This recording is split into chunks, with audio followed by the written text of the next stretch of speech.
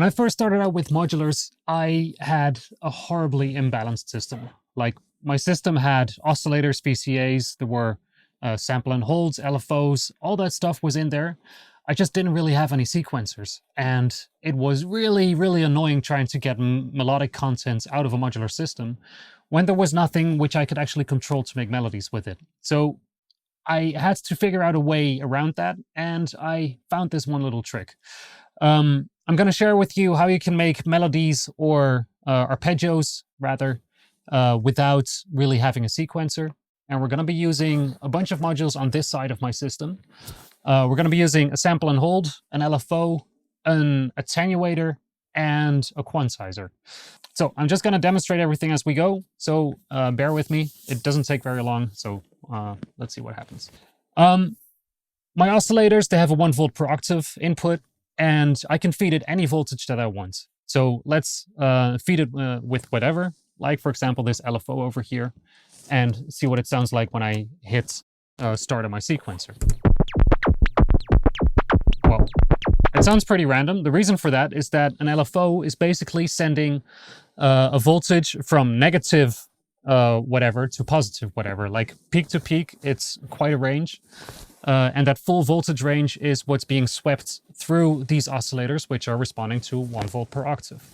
So if we want to trim this a little bit down, this full range, we're going to be using an attenuator, or an attenuator, actually. It doesn't need to invert, it just needs to attenuate. So I have an attenuator right here, and I will put this LFO into the attenuator just to trim down the range I have from the voltage that is coming out of that LFO.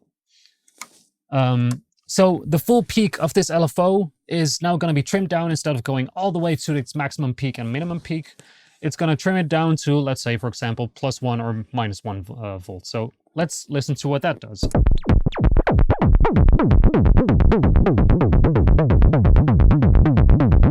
It sounds nice and fun, but it still sounds a little bit erratic to me, if you ask me. And the reason for that is that it's gliding all the way. It's not like it's making like these beautiful steps in between. It's a wave which goes unquantized, so it goes, it basically just goes without any grid or stops or whatever in between. It's just sliding up and sliding down. So if we want to take, for example, just a sample voltage out of this, we're going to look at our sample and hold module, which is sitting right here in the corner. And what a sample and hold module basically does is it listens to a voltage that is going into it. And then as soon as you hit it with a trigger, it's going to take the voltage that it was on, and it's going to send it out until it gets a new trigger. And then it samples a new bit of the voltage that was coming out. So sample and hold. Let's take it and we put it into our sample and hold module.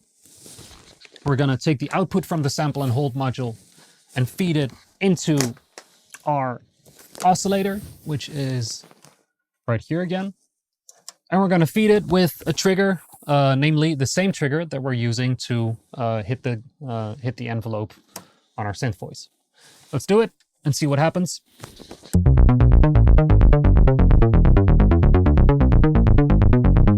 Well, already that's sounding a little bit better, but it's still not really giving us quantized melodies.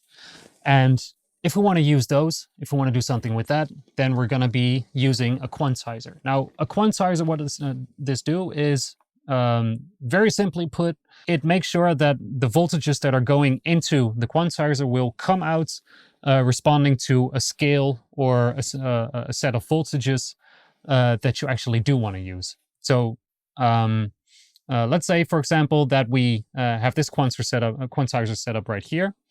We're going to feed it with the output from our sample and hold module, and we're going to take the output from our Quant Sizer and feed it into our oscillators. Now, these random voltages that we just had are now going to correspond to a scale which we have chosen to be musically pleasing, and we are going to get a different kind of melody out of it. Listen up.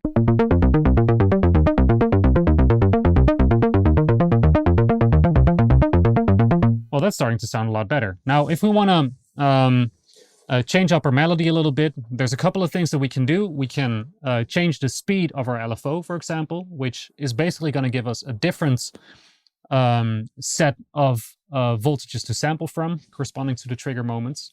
Like, let's have a listen.